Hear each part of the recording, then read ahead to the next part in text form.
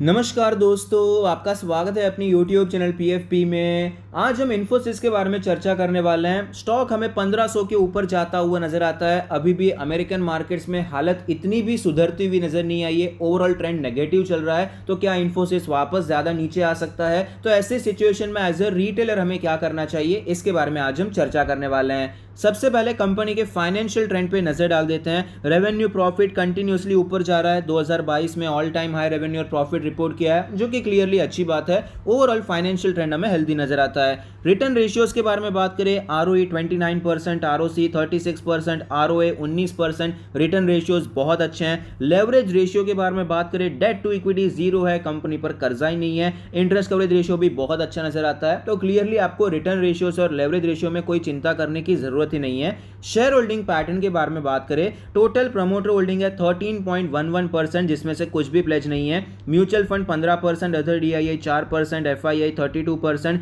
Retail and other category में 36% की हिस्सेदारी है। शेयर होल्डिंग पैटर्न मेरे हिसाब से इन्फोसिस में इतना अच्छा नहीं है। प्रमोटर की होल्डिंग मुझे कम नजर आती है, लेकिन अच्छी बात यह है कि इंस्टीट्यूशंस का यहां पर आपको अच्छा खासा इंटरेस्ट नजर आता है। तो ओवरऑल बहुत ज्यादा अच्छा शेयर होल्डिंग पैटर्न तो नहीं कह सकते हैं। रीसेंट ट्रेंड के बारे में बात करें, म्यूचुअल फंड अपना स्टेक यहां पर कंटिन्यूअसली बढ़ाते जा रहे हैं। अदर DIIs यहां पर अच्छा खासा कम हो चुका था, लेकिन वापस हमें बढ़ता हुआ नजर आता है। तो रिसेंट 4-5 क्वार्टर से तो बढ़ ही रहा है। FIIs के बारे में बात करें तो यहां पर आपको गिरावट होती हुई नजर आती है, मतलब FIIs अपना स्टेक कम करते हुए नजर आते हैं। तो अभी तो फिलहाल कोई चिंताजनक सिचुएशन नहीं है। इंस्टीट्यूशंस अपने आप में हाथ बदल रहे हैं, तो ये कोई बहुत टेंशन वाली सिचुएशन अभी तो नजर नहीं आती है। वैल्यूएशन के बारे में बात करें, P रेशियो 28 है, सेक्टर का 25, PB रेशियो 8 है, सेक्टर का 7 है। स्लाइटली प्रीमियम है, लेकिन भाई इन्फोसिस बड़ी कंपनी है। दूसरे नंबर पे आती है TCS के बाद इसका ही नंबर आता है। अगर हम साइज के बारे में बात करें तो ऑफकोर्स थोड़ा बहुत प्रीमियम तो बनता है, कोई बड़ा प्रीमियम भी नहीं है, सेक्टर के साथ ही चलता हुआ नजर आता है। स्टॉक के चार्ट पर आप देख पाएंगे कि इस प्रकार से 1900 लेवल से हमें 1400 का लेवल देखने को मिला, 1600 तक गया, वापस गिरावट देखने को मिली। सेम लेवल से सपोर्ट लेकर हमें ये 1500 के ऊपर आता हुआ नजर आता है। और आप देख पाएंगे फिलहाल स्टॉक में अच्छी रिकवरी देखने को मिली है। स्टॉक अपने 20, 50 और 100 डेज के मूविंग एवरेज के ऊपर निकल चुका है। 200 डेज का मूविंग एवरेज अब भी हमें रेजिस्टेंस की तरह ही दिखाई पड़ता है, उसके ऊपर अभी तक नहीं निकल पाया है। डेली RSI 61 का लेवल है। डेली चार्ट पे मोमेंटम फिलहाल अच्छा देखने को मिला है।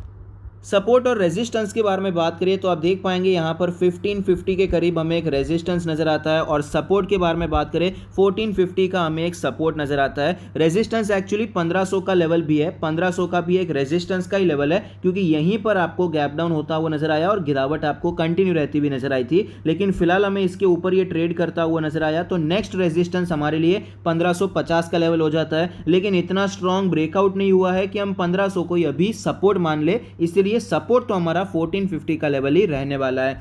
वीकली चार्ट पे चलते हैं। वीकली चार्ट पे हमारा जो रेजिस्टेंस है थोड़ा सा ऊपर शिफ्ट होता हुआ नजर आएगा। 1600 का लेवल एज ए रेजिस्टेंस देखने को मिलेगा। सपोर्ट के बारे में बात करें, सपोर्ट हमारा 1400 का लेवल होता हुआ नजर आता है। तो यहां पर आप देख पाएंगे जो ये रेंज में पिछले कुछ महीनों से ट्रेड कर रहा है, वही रेंज हमें नजर आती है। और मंथली चार्ट पे भी आपको सेम लेवल्स ही नजर आते हैं। मंथली चार्ट पे भी आप देख पाएंगे किस प्रकार से ये ब्रेकडाउन हुआ, बड़ा ब्रेकडाउन देखने को मिला। उसके बाद गिरावट कंटिन्यू बहुत ज्यादा नहीं हुई थी, फिर आपको यहां पर ये कॉन्सोलिडेट ही होता हुआ नजर आया है। ऑलरेडी यहां पर 5 महीने हो चुके हैं, ये छठा महीना है कि स्टॉक में गिरावट हो रही है। लेकिन फिलहाल सिचुएशन यहां पर थोड़ी सी बेटर होती हुई नजर आती है, क्योंकि स्टॉक ने यहां पर एक अच्छा बाउंस बैक दिखाया ग्रीन कैंडल से। यहां पर ब्रेकडाउन हुआ, देखिए ये लेवल्स आपको इस महीने टूटते हुए नजर आए थे, लेकिन वापस एक बाउंस बैक आया और फिलहाल तक तो रिकवरी चल रही है। सेकेंड हाफ में महीने में क्या होता है ये तो ऑफकोर्स आगे ही पता चलेगा। तो फिलहाल हमें करना क्या चाहिए, देखिए अगर आपने यहाँ पर खरीदारी करके रखी है तो बेचने की जल्दबाजी बिल्कुल भी नहीं करनी चाहिए। मैं आपको रिपीटेडली बताते आया हूँ, कई बार हमने Q&A सेशन में भी डिस्कस किया है कि IT सेक्टर में भले ही कितनी भी अभी प्रॉब्लम चल रही हो, US मार्केट में ग्राउंड लेवल पर भी चल रही है, लेकिन ये भाव बेचने का नहीं है, ये भाव अभी होल्ड करने का है। अगर पैसे हैं तो एक्यूमुलेट करने का है। अगर आपने एलोकेशन एकदम टाइट नहीं किया है, जब तक आपका लिमिट क्रॉस नहीं हो जाता है, जो भी आप डिसाइड करते हैं कि भाई IT में 10% डालना है, 20% डालना है, अपनी अपनी श्रद्धा होती है। उस हिसाब से जितना भी आपने डिसाइड किया वो अगर क्रॉस नहीं हो चुका है, ओवर लिमिट नहीं हो चुका है, तो अभी ये टाइम खरीदारी का ही चल रहा है। बेचने की गलती नहीं करनी चाहिए। लॉन्ग टर्म इन्वेस्टर्स को यहाँ पर होल्ड ही करना चाहिए, उसमें कोई डाउट नहीं है। और पर्टिकुलरली इन्फोसिस में तो अभी एक ट्रिगर भी आ चुका है, यहाँ पर बाइंग साइड पे बायबैक आ चुका है, भले ही वो ओपन मार्केट से, लेकिन अगर स्टॉक गिर जाता है, मान लीजिए 5-10% स्टॉक गिर गया, वापस ये 1450 1400 के लेवल पे आपको आता हुआ नजर आता है, तो ये स्टॉक में आपको बाइंग एमर्ज होती हुई नजर आएगी, क्योंकि कंपनी खुद माल खरीदने वाली है, सबको ये पता है।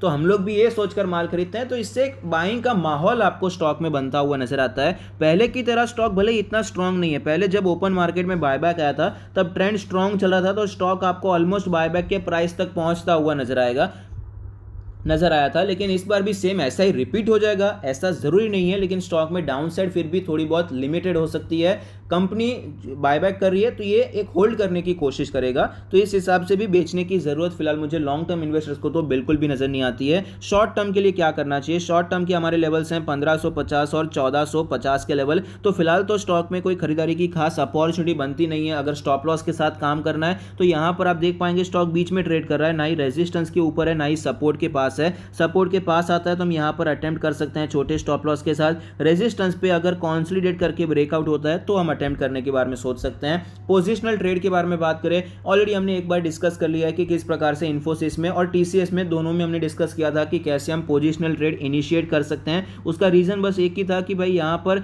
अभी स्टॉक ने एक अच्छा कॉन्सोलिडेशन किया है, वापस सेम लेवल से ऊपर जा रहा है, तो फुल क्वांटिटी नहीं लेकिन थोड़ी बहुत क्वांटिटी में तो अटेम्प्ट कर ही सकते हैं, क्योंकि लेवल काफी ज्यादा अच्छा हो जाता है। ये सब हमने ऑलरेडी पोजिशनल ट्रेडिंग के बारे में डिस्कस किया है, तो बस उसी को हम यहाँ पर कंटिन्यू रखेंगे। अभी तक कोई क्वांटिटी ऐड करने की जरूरत मुझे दिखाई नहीं पड़ती है। जब तक कोई स्ट्रेंथ यहाँ पर लॉट नहीं आती है तब तक के लिए वो जो हमने क्वांटिटी डिसाइड की थी लिमिटेड क्वांटिटी, मैंने तो ये सजेस्ट किया था कि बहुत क्वांटिटी अभी नहीं जाना है, 20 25 30% से ज़्यादा तो नहीं जाना चाहिए। तो आपने जितना भी वो क्वांटिटी खरीदा है अभी कंटिन्यू रखिए, अभी फिलहाल यहाँ पर ज़्यादा ऐड करने की ज़रूरत नहीं है। स्टॉक अगर ये सारे रेजिस्टेंस के ऊपर निकल जाता है तो हम क्वांटिटी एग्रेसिवली ऐड कर सकते हैं। और लॉन्ग टर्म के लिए मेरे हिसाब से तो देखिए करंट मार्केट प्राइस भी खराब नहीं है। टेक्निकली मुझे लगता है कि थोड़ी बहुत अगर गिरावट हो जाती है तो ये स्टॉक में अच्छा एक रिस्क रिवॉर्ड रेशियो मिल सकता है। 1450 का जोन एक अच्छा लेवल हो सकता है, लेकिन लॉन्ग टर्म के लिए ये जोन भी खराब नहीं है। 1500 के प्राइस पे भी अगर आप खरीद लेते हैं तो कोई खराब प्राइस पे आप नहीं खरीद लें। आपको यहाँ पर प्राइस का कब ध्यान रखना होता है, मान लीजिए स्टॉक इस प्रकार से ऊपर जा रहा है, कंटिन्यूस तेजी आ रही है, तो यहाँ पर 1850 पे खरीद रहे हैं, उससे अच्छा है यहाँ पर खरीदना होता है 1650 पे 1700 पे। तभी आपको 50-100 रुपए का भी ध्यान रखना पड़ता है, 5-10% का भी ध्यान रखना पड़ता है। लेकिन जब स्टॉक ऑलरेडी 1900 के लेवल से 1400 पे आ जाता है, 3-4 महीने का टाइम करेक्शन हो जाता है, उसके बाद आप यहाँ पर खरीदे या यहाँ पर खरीदे, लॉन्ग टर्म में ज़्यादा फर्क नहीं पड़ने वाला है। तो ये ध्यान में रखते हुए अगर आप खरीदारी करना चाहते हैं लॉन्ग टर्म के लिए तो करंट मार्केट प्राइस पे भी खरीदारी करने के बारे में सोच सकते हैं। आई होप आपको ये वीडियो पसंद आता है, कुछ सीखने को मिलता है। Thank you, stay happy, happy investing.